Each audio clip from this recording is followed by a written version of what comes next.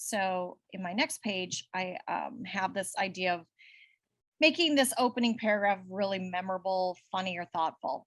It does seem hard, and I don't want you to like fixate on just that piece, but as you're going through the free write process and you think about ways that you could lift your story, I think it's really important to come up with ways to really show your story and not just write it.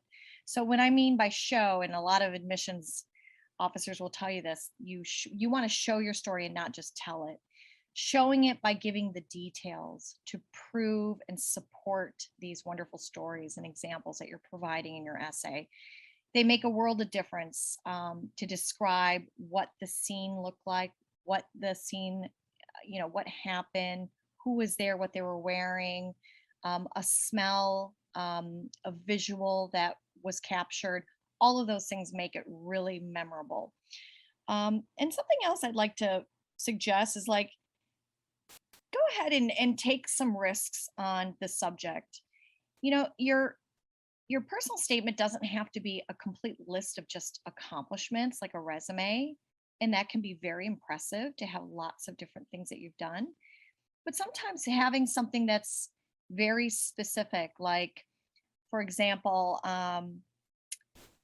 learning a new skill that just changed the way you looked at the world. That could be a really interesting essay topic. It could be something about your family background, a unique cultural, or the way you identify yourself.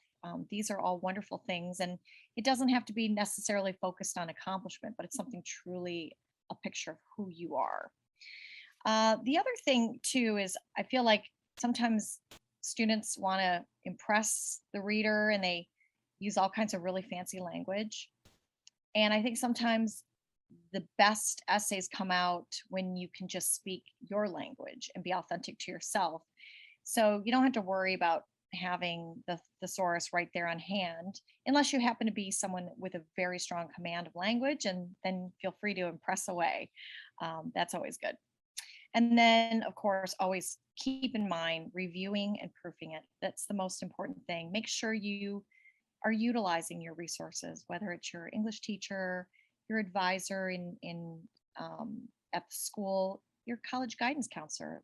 They're all wonderful resources for you to review and check it for tone and check it for the messaging and helping with grammar and whatnot.